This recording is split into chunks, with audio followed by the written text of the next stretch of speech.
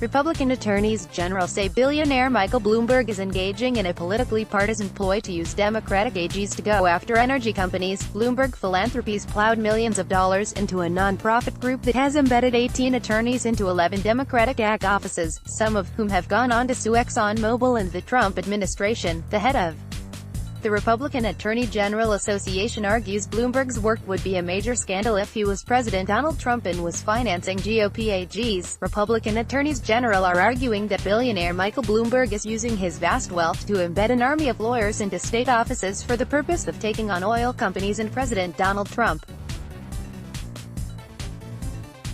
Bloomberg Philanthropies financed a group that is planting private attorneys into state attorneys general offices for the explicit purpose of pushing back against Trump's regulatory rollbacks.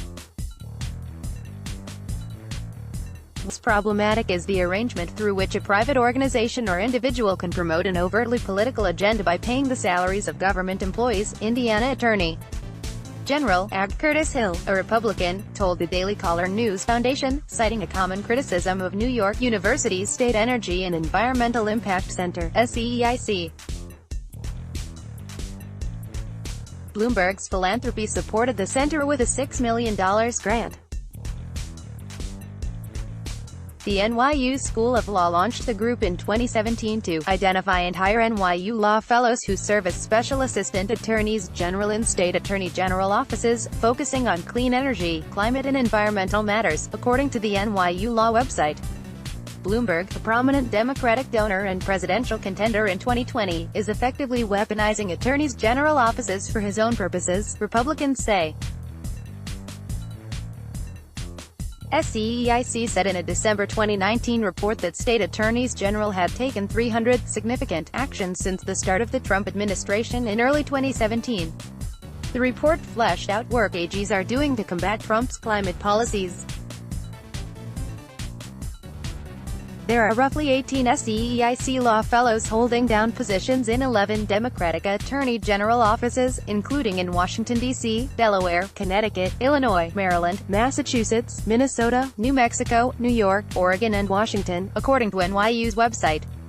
"We are an energy-producing state that believes in safety and accountability," New Mexico Attorney General Hector Balderas told the DCNF, noting also that his office accepts fiscal help from the Department of Justice. New Mexico is a major natural gas producer. None of the other AGs who have taken advantage of SEIC's program responded to requests for comment.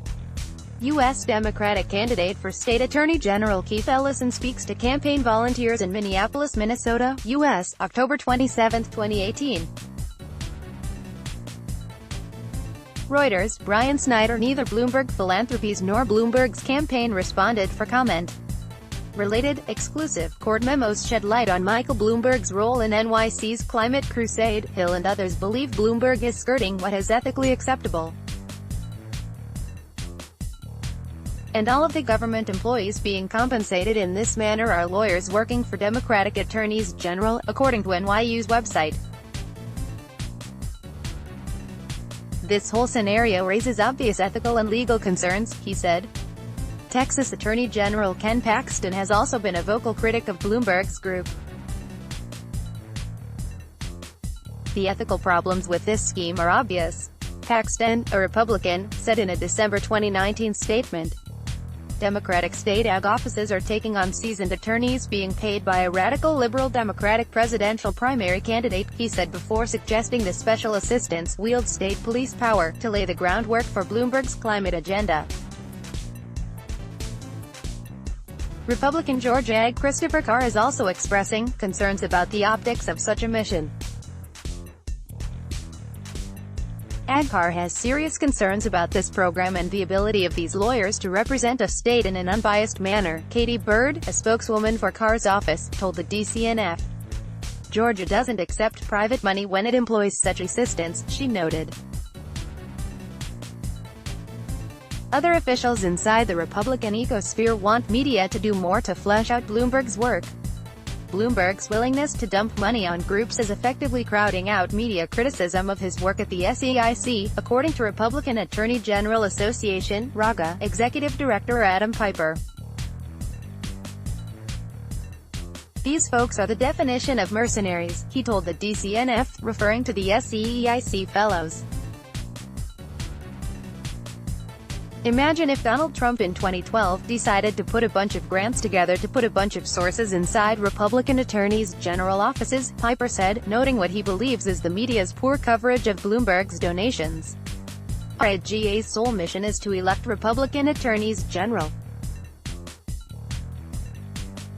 New York's Attorney General's office work with SEIC came to light after a DCNF report in 2018 revealed that one of the attorneys attached to the group was heavily involved in a state lawsuit targeting ExxonMobil's supposed contribution to climate change.